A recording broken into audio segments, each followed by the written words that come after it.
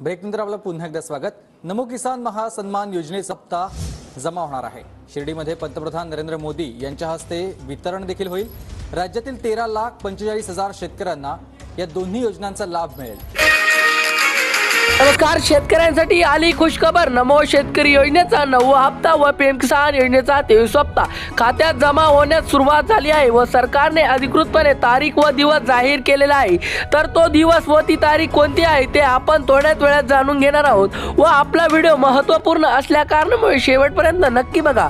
आणि जर तुम्ही माझ्या चॅनलवरती नवीन आले असाल तर चॅनलला लगेच सबस्क्राइब करून घ्या। चला तर आपण व्हिडिओला सुरुवात करूया। पीएम किसान व नमो शेतकरी योजनेसंदर्भात एक महत्त्वाची अपडेट समोर आली आहे। राज्य सरकारने व केंद्र सरकारने जाहीर केला आहे की पीएम किसान योजनेचा 23 हप्ता व नमो शेतकरी योजनेचा 9वा हप्ता 20 जून 2026 रोजी दोन्ही हप्ते जाहीर केले जाईल। या अंतर्गत 4,000 रुपयाची रक्कम थेट शेतकऱ्यांच्या बँक खात्यात डीबीटी द्वारे जमा केली जाईल आणि सरकारने यामध्ये 3 महत्त्वाच्या अटी लावलेल्या आहेत। त्या केल्याशिवाय कोणत्याही शेतकऱ्याला पैसे मिळणार नाही। चला तर मग आपण त्या 3 अटी जाणून घेऊया। लाभार्थ्यांना ही रक्कम मिळवण्यासाठी ई-केवायसी पूर्ण करणे आवश्यक आहे।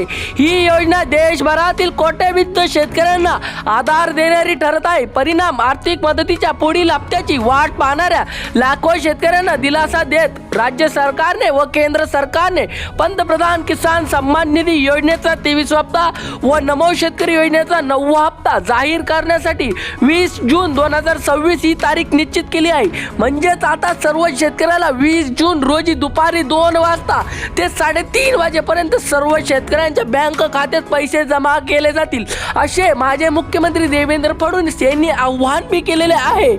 सरकारने पुन्हा एकदा स्पष्ट केले आहे की पुढील हप्ता मिळवण्यासाठी शेतकऱ्यांनी ई-केवायसी पूर्ण करणे आवश्यक आहे। ज्या लाभार्थ्यांनी ही पडताळणी प्रक्रिया पूर्ण केली नाही त्यांना कदाचित ही रक्कम मिळणार नाही।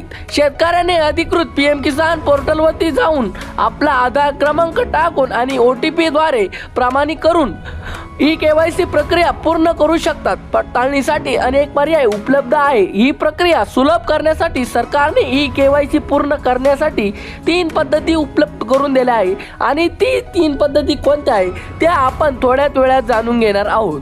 पीएम किसान योजनेचा 23वा हप्ता व नमो शेतकरी योजनेचा 9वा हप्ता दोन्ही हप्ते जमा होतील। कृषीसह महसूलसह ग्रामविकास विभागाने संयुक्तपणे हा उत्सव साजरा करण्याचे ठरवले आहे।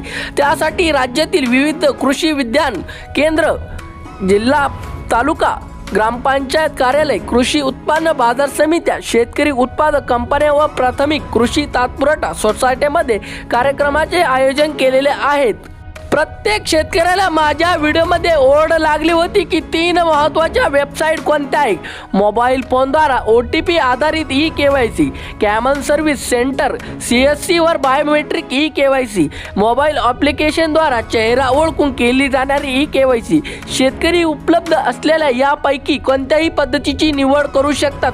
म्हणजेच आता प्रत्येक शेतकऱ्यांनी कोणत्याही वेबसाईटवर जाऊन आपली ई-केवायसी पूर्ण करणे आवश्यक आहे।